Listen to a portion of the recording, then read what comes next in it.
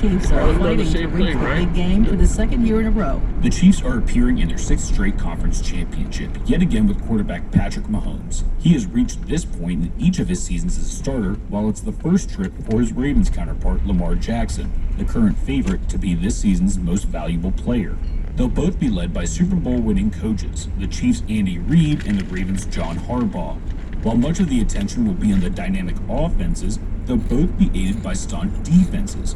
The Ravens gave up the fewest amount of points per game this season, followed by the Chiefs. But there's rain in the forecast, and a wet field could force the teams, which both feature dual-threat quarterbacks, to rely more on the run.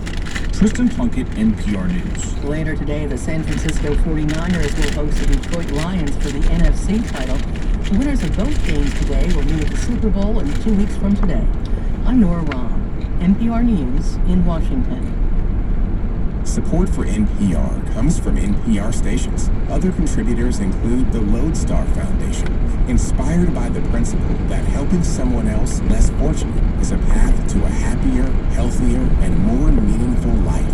Learn more at lodestarfoundation.org. Is that old car of yours taking up valuable space? Free up some room and make a difference by donating it to Colorado Public Radio. The process is safe and easy.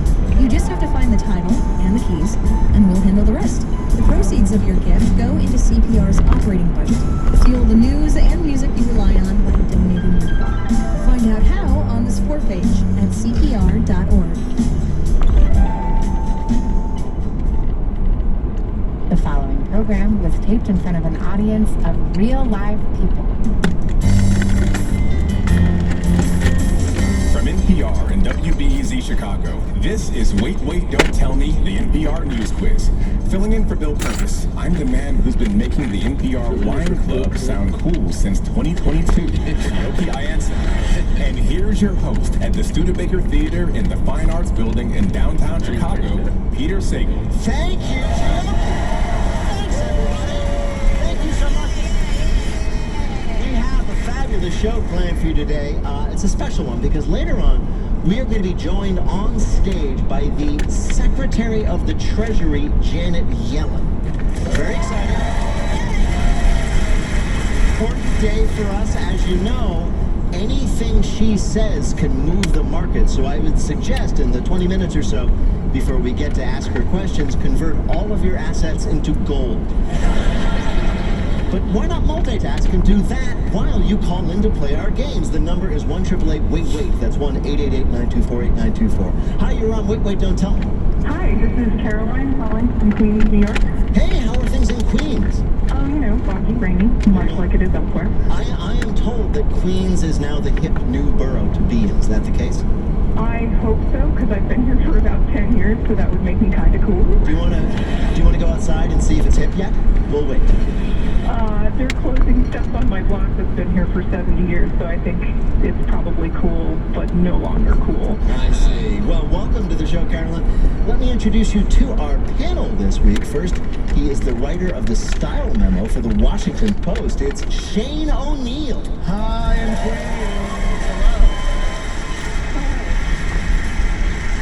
Next, it's a correspondent for The Daily Show and author of the new book, Hello Friends, Stories of Dating, Destiny, and Day Jobs. It's Dulce Sloan.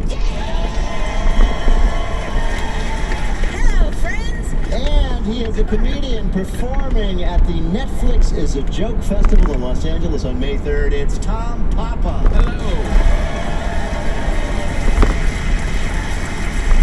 Welcome to the show, Carolyn. You're going to play Who's Chioki this time. Chioki Ayanson, filling in for Bill Curtis, is going to read you 3 quotations in this week's news. If you can correctly identify or explain just 2 of them, you will win our prize. Any voice from our show you might choose for your voicemail. You ready to go? God, I hope so. So do we all. Your first quote is from Ryan Gosling, who is star of last year's Barbie movie. There's no Ken without Barbie.